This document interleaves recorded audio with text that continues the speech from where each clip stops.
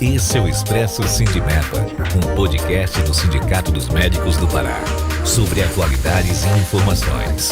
Siga nosso perfil na sua plataforma preferida e acompanhe todos os episódios. Olá a todos, bem-vindos de volta ao Expresso Sindimepa, hoje com o Dr. Iudice Andrade, nosso assessor jurídico do Sindimepa, advogado, doutorado em Direito pelo UFPA, que no programa anterior conversou conosco sobre os aspectos éticos dos profissionais médicos em relação às redes sociais e mídias, e neste programa nós vamos abordar os dilemas éticos do dia a dia em relação ao trabalho do profissional médico. Dr. Iudice, bem-vindo de volta. Queria uma contextualização inicial sua em relação a esse dia a dia do trabalho médico e as questões que envolvem dilemas éticos, realmente. Não é novidade de que o mundo do trabalho tem se transformado nos últimos anos. E, para além das questões que dizem respeito ao mundo do trabalho, nós estamos observando transformações no comportamento das pessoas. E isso vem se intensificando nos últimos anos. Então, é um fato amplamente comentado como as pessoas estão ficando mais intolerantes, mais questionadoras em um sentido não necessariamente positivo, e elas acabam por cobrar muito mais das pessoas com quem interagem, e isso repercute, portanto, no ambiente de trabalho, né, dos profissionais médicos. Isso vale tanto para a relação médico-paciente quanto para a relação entre profissionais, né, sejam eles médicos ou de diferentes categorias. Nós temos hoje acompanhamento de uma certa quantidade de processos judiciais e também no CRM, em que a matéria em discussão é estritamente relacional. Então, antes nós tratávamos quase que exclusivamente de acusações de erro profissional. Hoje nós já temos diversas questões que estão relacionadas ao âmbito das relações interpessoais. Então, isso nos traz o desafio de criar práticas no nosso dia a dia em que os não ditos não prevaleçam, em que as coisas sejam devidamente expostas, negociadas, conversadas. E a recomendação sempre vai ser: mantenha-se dentro da legalidade. Porque quando você flexibiliza uma regra, isso é uma coisa para a da vida. Aí, se você quer ajudar, mas se der alguma coisa errada, se você for essa flexibilização talvez seja acaba regulando para você. Então, muitas vezes, a única forma que eu tenho de garantir a segurança é eu poder dizer, mas eu senti que eu imagino e eu também chamo atenção para o fato de que algumas coisas eu entendo que são caminhos sem volta. E isso está diretamente relacionado a essa inserção digital. Então, hoje todo mundo pode ter, né, enfim, exceto pessoas, né, muito hipossuficientes, todo mundo pode ter um celular, e aí vai ter o recurso da gravação, da exposição, gera essa tal cultura do cancelamento que é muito automática e extremamente violenta, porque expõe as pessoas a partir de um recorte da sua vida, muitas vezes sem contextualização, e mesmo que o fato tenha ocorrido da maneira como você está vendo ali, em última análise, a pessoa falhou efetivamente, mas aquela pessoa não é somente aquilo, ela não é aquele dia somente. Então, o cancelamento é uma violência que está muito assimilada na prática da vida das pessoas. Então, nós precisamos nos portar de uma maneira que, para além de uma ética pessoal, de uma noção de moralidade que todas as pessoas deveriam possuir, mas que, claro, né, depende dos seus processos de socialização no âmbito do trabalho, você chega a partir de situações mais singulares, né? Você foi, de algum modo, preparado, admitido, né, para estar ali, então existem as regras do jogo. Estas regras do jogo você precisa seguir com muita atenção por uma questão de decência, mas por uma questão de legalidade, uma questão de preservação pessoal também. Com certeza. Hoje, como você falou, quase todas as pessoas têm às mãos um celular, um tablet, um método de gravar, de fotografar, e isso, de um lado, fragiliza muito as relações, porque muitas das vezes o que está sendo anotado, gravado, fotografado, está até fora do contexto do que está acontecendo. Infelizmente, muitas das vezes é isso. Muitas das vezes não, retrata realmente a coisas graves que estão se passando. Daí a importância da gente ter o sigilo profissional pautando o nosso dia a dia, mas eu queria saber, assim, na sua experiência diária, dentro do que o próprio Sindimep recebe, quais seriam os dilemas éticos que trazem mais situações de denúncias nesse ambiente de trabalho em que hoje as coisas ficaram realmente, tanto na relação interpessoal entre os profissionais médicos, mas também com o usuário, com o paciente? Eu acredito que a nossa ênfase precisa ser na franqueza com que as interações acontecem.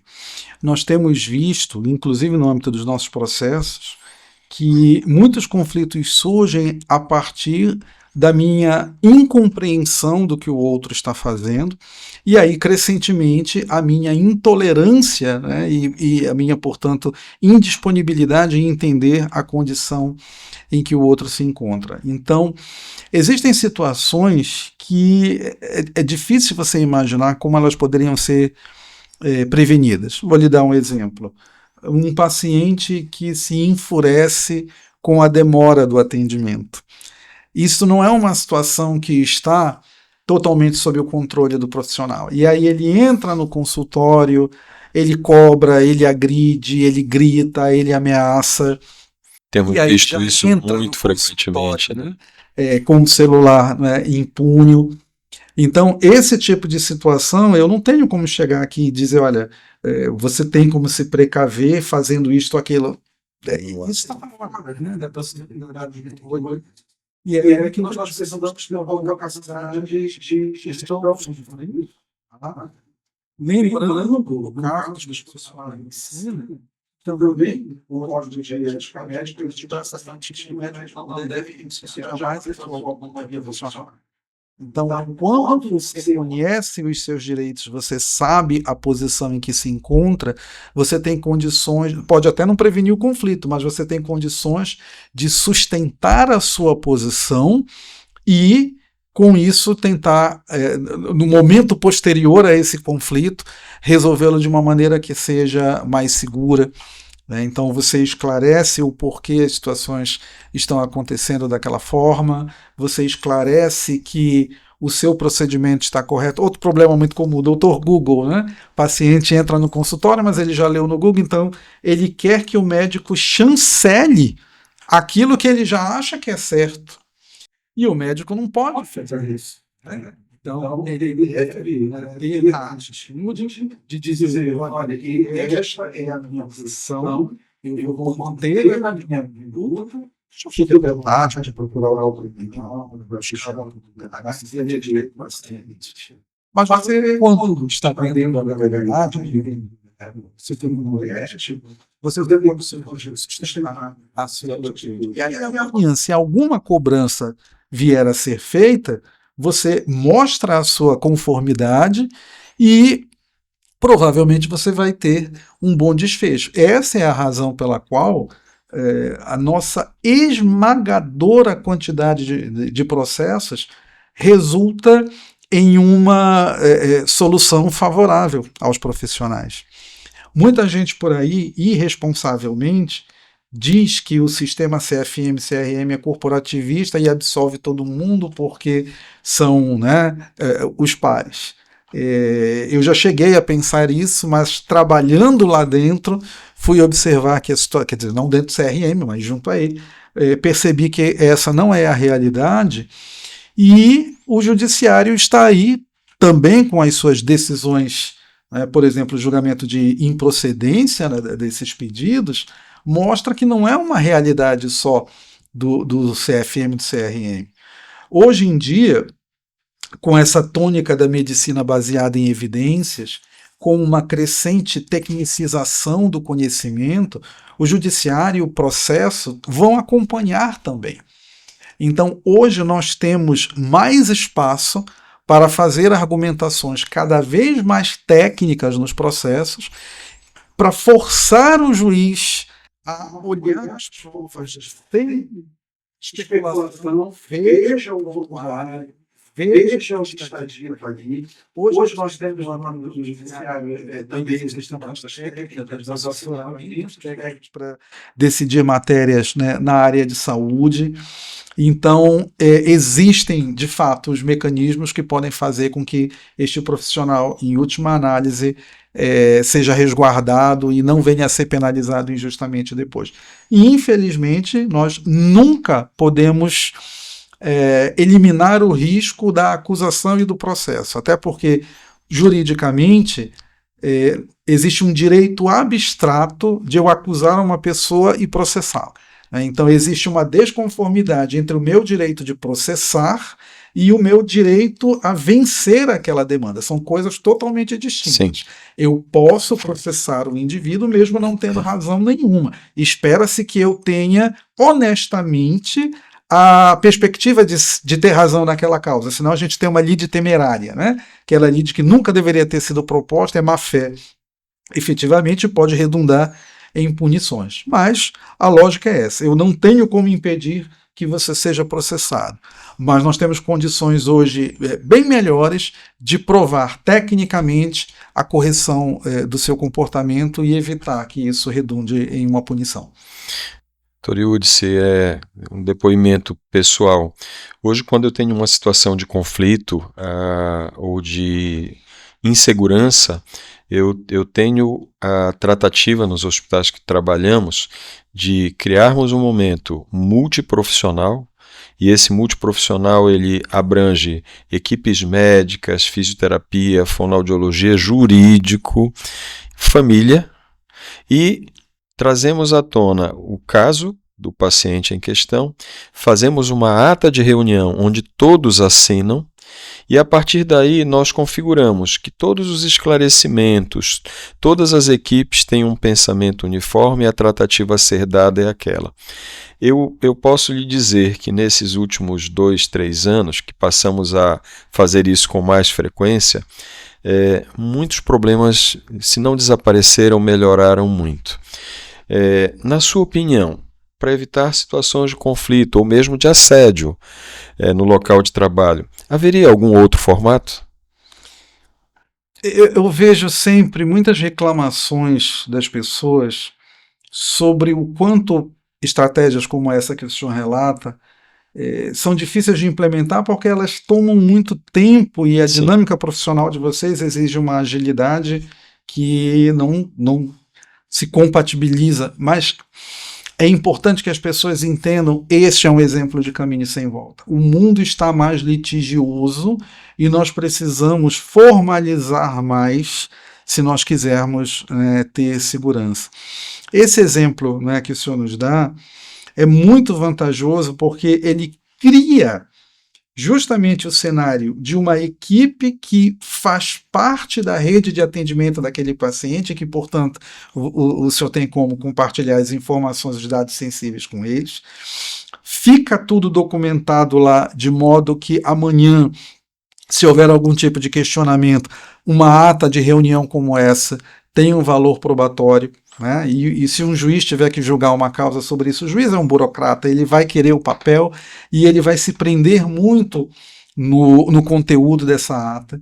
Ela seria uma forma de demonstrar que o paciente foi devidamente notificado de determinadas situações. Né?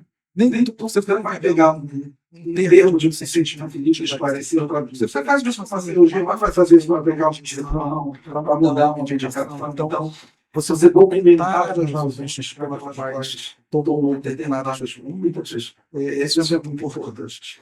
Nós vamos fazer esse nível de complexidade sempre, de fato, não é realista, mas isso traz a evidência a necessidade de nós criarmos os nossos protocolos pessoais, né, cada profissional, encontrar um modo dentro da sua realidade de trabalho como ele pode fazer essa documentação e esse controle para se resguardar.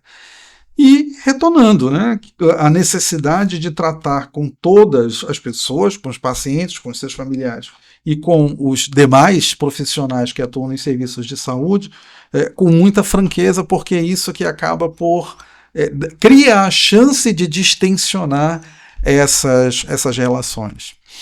Infelizmente, nós sabemos que no ambiente de trabalho existem, né, as disputas, os egos, né, e isso sempre, em alguma medida, vai influenciar e trazer prejuízos. Mas é por isso que nós deixamos as coisas às claras, os papéis de cada um, e nós temos visto efetivamente que isso faz diferença. Eu já vi casos em que um paciente foi atendido por uma série de profissionais. Se tivesse alguma irregularidade na conduta com ele, eu poderia, em tese, responsabilizar todos os profissionais. Mas as famílias pegaram um médico só, do conjunto de vários, pegaram um só, que é por que pegaram aquela pessoa especificamente? Porque é com ele, este indivíduo, que os familiares tiveram algum entreveiro de relacionamento.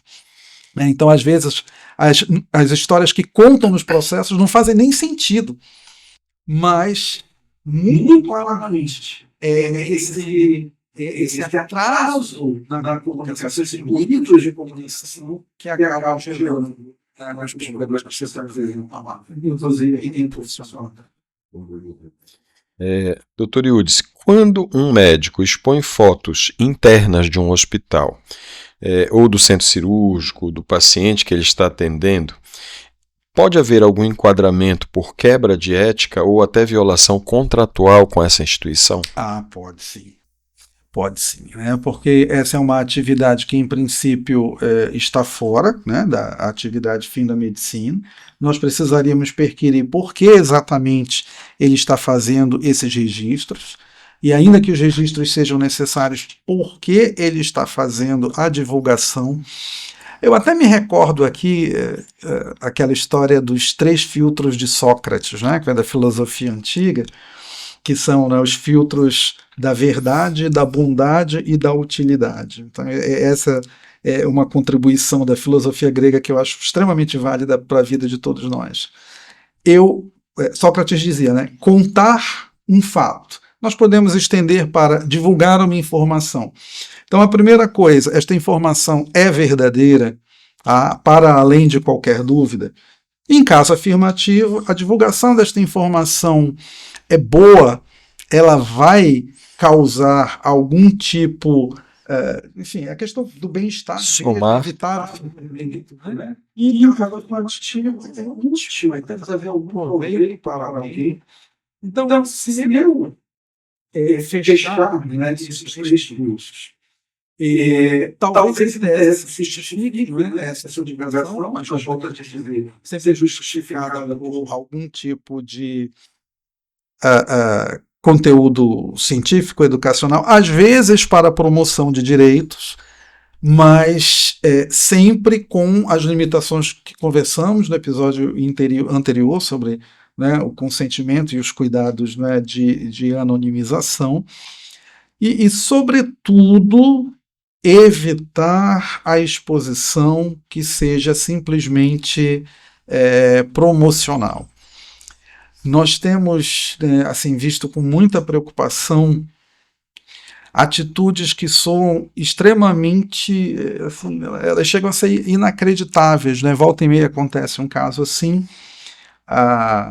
Eu tenho visto isso muito em estudantes, sejam acadêmicos, seja o pessoal que já está, por exemplo, numa residência. Vocês devem, né, recordar o caso da pessoa da média que estava ali para porque ela sai, vocês deveriam morrer ou então, aquelas duas residentes que gravaram um vídeo que foi tido como extremamente desrespeitoso, né, em relação a uma paciente, né, que era uma situação de transplante. Este é um caso interessante porque ele ilustra bem o que nós conversávamos antes, né? Em nenhum momento elas mostram imagens, em nenhum momento elas falam nomes, mas elas estavam comentando especificamente o caso de uma moça muito jovem que já estava no seu 3º transplante, etc, etc. Todo mundo sabia quem era aquela paciente. E aí gerou uma reação imediata da família. Sim. Então, é essa a nossa preocupação, porque nós vamos como as pessoas vão usando a linha da ética e de para a gente não tem como achar que é normal ou é possível você fazer esse tipo de coisa. Mas essa tem sido, não é, a tônica ultimamente. O curioso é que em troca de likes, em troca de notoriedade, se é que a notoriedade seria a palavra que se emprega, eu creio que não seja bem essa. Doutor Eudes, agradecer novamente, terminando aqui o nosso 2º episódio do Expresso Sindimepa. Agradeço a participação e o engajamento de todos e convido para o nosso próximo episódio, onde vamos tratar do jurídico como apoio do profissional médico em situações que envolvam essas situações da publicização, do cuidado ético, das relações interpessoais nos locais de trabalho. Obrigado a todos pelo apoio, Dr. Eudes, pelo convite, aceito e até a próxima. Olá, esse é o Expresso Sindimepa, um podcast do Sindicato dos Médicos do Pará, sobre atualidades e informações. Siga nosso perfil na sua plataforma preferida e acompanhe todos os episódios.